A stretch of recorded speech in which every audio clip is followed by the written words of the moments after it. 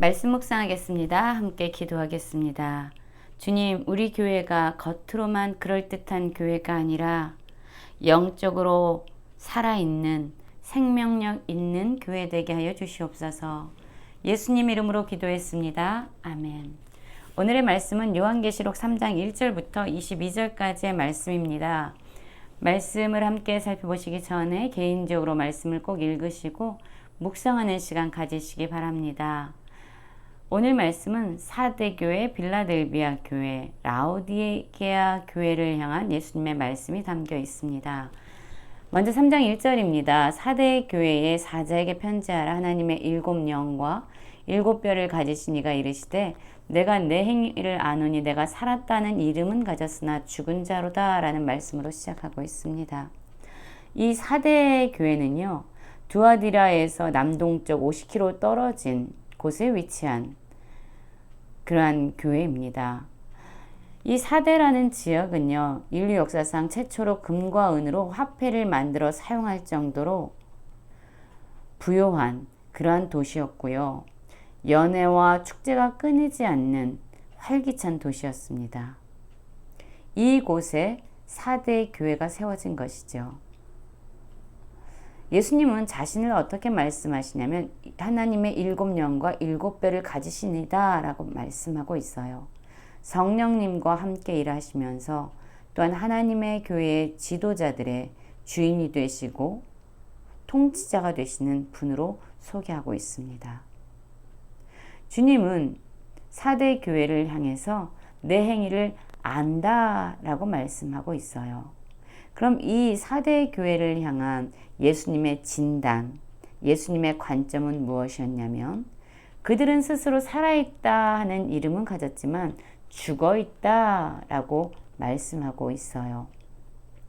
예수님이 바라보실 때에 하나님 앞에서 그들의 행위가 온전한 것을 찾지 못할 정도다 라고 말씀하고 있죠.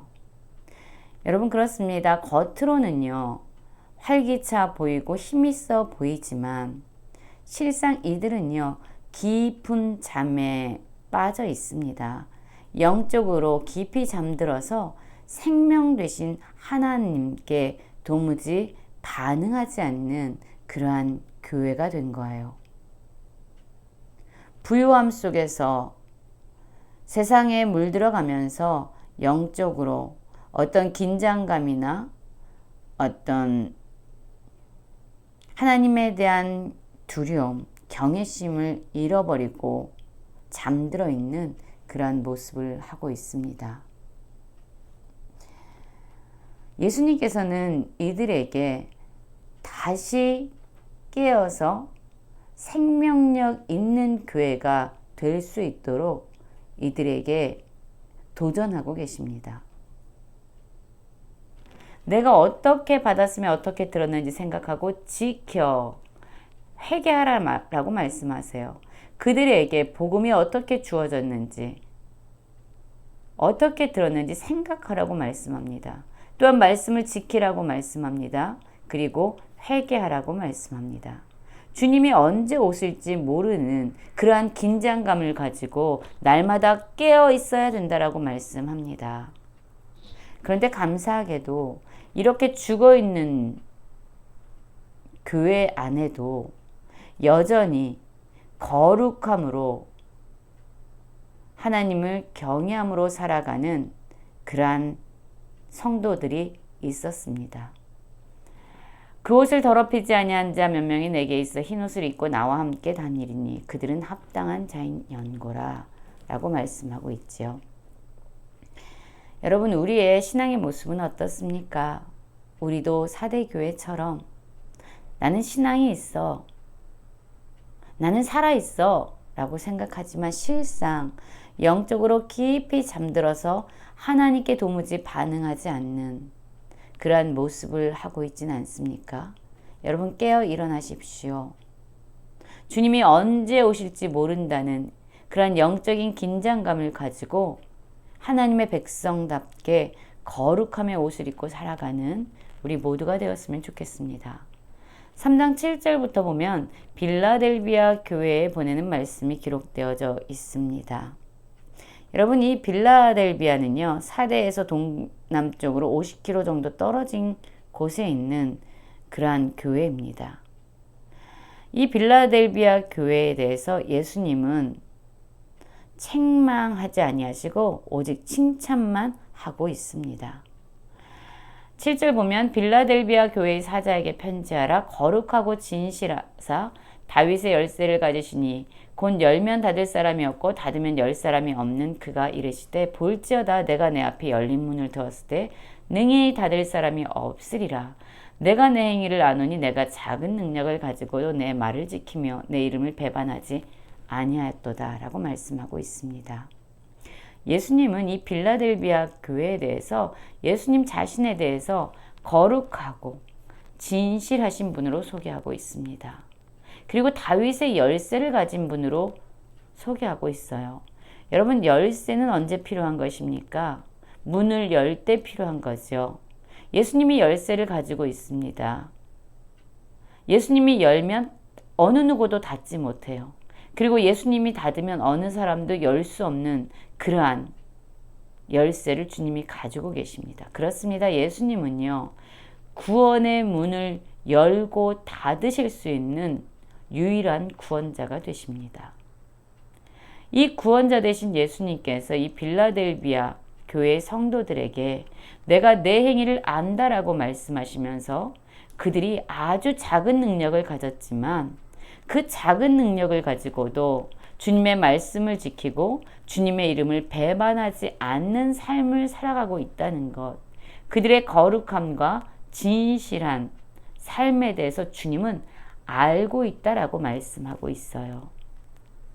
여러분, 그렇습니다. 우리가 얼마나 많은 능력을 가지고 있는가, 우리가 얼마나 많은 소유를 가지고 있는가, 그것보다 더 중요한 것, 그것은 우리가 주님의 말씀을 어떤 믿음으로 지키고 우리가 주님의 이름을 어떻게 배반하지 않는 신앙의 삶을 살고 있는가가 더 중요합니다. 여러분, 우리의 능력은 사실 중요하지 않아요. 우리의 능력으로는요, 진정한 신앙의 삶, 믿음의 삶을 살아갈 수 없어요. 우리가 오직 진정한 구원자 되신 예수님을 붙잡고 의지할 때만 우리는 거룩하고 진실한, 순종하는 그러한 삶을 살아갈 수 있습니다. 예수님께서는 이 빌라델비아 교회의 성도들을 높이셔서 그들을 핍박하고 박해하는 자들에게 그 앞에서 절하게 하시고, 또한 주님이 이 빌라델비아 교회의 성도들을 얼마나 사랑하는 줄을 알게 하시고 드러내 주시겠다라고 말씀하고 있습니다. 이들이 작은 능력을 가졌지만 주님을 의지해서 인내의 말씀을 지킨 것처럼 주님 역시 이들을 지켜 시험의 때를 면하게 해주실 것이라고 약속하고 계십니다. 그래서 이들이 가지고 있는 그 믿음, 그 신앙을 어느 누구도 빼앗지 않도록 그들에게 주실 예수 그리스도의 상급이 되는 면류관을 어느 누구도 빼앗지 못하도록 그들을 지켜주시겠다라고 약속하고 계세요. 그래서 하나님의 성전을 든든하게 지키는, 세우는 기둥이 되도록 그들을 세워주시겠다고 약속하고 있습니다. 여러분, 우리도 빌라델비아 교회처럼 예수님께 칭찬받는 그러한 교회가 되기를 원합니다. 우리의 능력은 작지만 온전하신 예수 그리스도를 의지함으로 주님의 보호하심과 주님의 돌보심을 받는 저희 모두가 되기를 원합니다. 14절부터 보면은요, 라오디게아 교회에 대해서 말씀하고 있습니다. 자, 라오디게아 교회,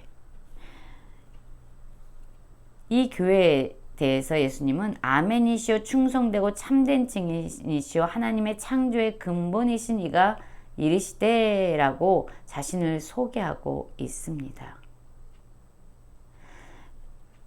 그러면서 예수님은 라오디게아 교회를 향해서 내가 내 행위를 안다라고 말씀하고 있지요. 그럼 예수님의 관점에서 바라보는 이 라오디게아 교회는 어떠했을까요? 차지도 아니하고 뜨겁지도 아니하고 내가 차든지 뜨겁든지 하기를 원하노라. 그렇습니다. 이들의 신앙의 삶은 미지근한 삶의 모습이었습니다. 미지근해서 뜨겁지도 않고 차지도 아니해서 내 입에서 너를 토하여 버릴 정도다 라고 말씀하고 있어요. 예수님의 마음에 진정으로 합하지 않는 삶의 모습을 살아가는 교회, 토하여 버릴 정도로 미지근한 삶의 모습을 취하고 있는 교회가 바로 라오디게아 교회였습니다. 이 라오디게아 성도들은요, 스스로 이렇게 생각했습니다. 나는 부자다. 부유하여 부족한 것이 없다. 라고 생각하고 있습니다. 그러나 주님의 관점에서 이들을 바라볼 때는 내가 곤고하고 가련하고 가난하고 눈멀고 벌거벗었다 라고 진단을 내리고 계십니다. 여러분, 예수님께서 서머나 교회를 향해서는 내 환난과 궁핍을 알거니와 실상은 내가 부유한 자라고 말씀하시면서 서머나 교회는 가난한 것 같지만 부유한 교회라고 평가하셨어요. 그러나 라오디게아 교회를 향해서는 그들이 스스로 부유하다고 생각하지만 실상은 가난한 그러한 삶을 살아가고 있다라고 말씀합니다. 그럼 이들은 어떻게 다시금 부유한 신앙의 삶을 살 수 있을까요?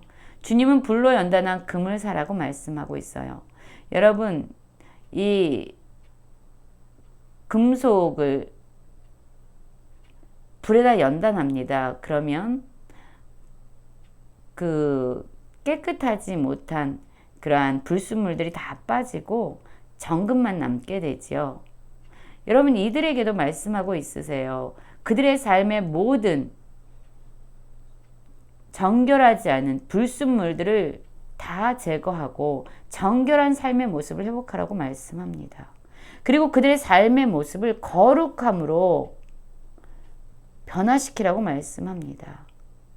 그들이 스스로 영적으로 분별할 수 없는 그러한 삶을 살고 있으니 자신들의 수치를 보지 못하고 있으니 안약을 사서 그들이 영적으로 볼 수 있는 그러한 회복을 주님은 그들에게 권하여 주고 계십니다. 왜 주님은 이 라오디게아를 향해서 그럼 책망하고 계실까요? 그들을 사랑하기 때문입니다. 그들을 사랑해서 주님은 책망하고 있습니다. 그들을 징계하는 것 역시 그들을 사랑하기 때문입니다. 그들이 더 이상 미지근한 그러한 신앙의 삶의 모습에 주저앉지 아니하고 다시금 열심을 내서 회개하는 삶을 살도록 그들을 도전하고 계십니다. 지금 주님은 우리의 마음의 문 밖에 서서 우리를 두드리고 계세요. 주님의 음성을 들으라고 말씀합니다. 더 이상 미지근한 신앙의 삶에 주저앉지 말고 영적으로 분별력을 잃어버려서 가난하면서도 부유하다 생각하고 잘하지 못하고 있는데도 잘하고 있다고 생각하는 그러한 삶을 살지 말고 주님이 문을 두드릴 때 문을 열고 주님의 음성을 듣고 마음의 문을 열어 주님과 함께 친밀히 교제하는 그러한 삶으로 주님은 우리를 초대하고 계십니다. 사대교회와 빌라델비아 교회와 라오디게아의 모습을 보면서 우리의 신앙의 삶을 돌아보기 원합니다. 그리고 주님의 마음에 합한 영적으로 깨어있는 그러한 성도의 삶을 살아가는 모든 성도님들 되시길 간절히 기도합니다.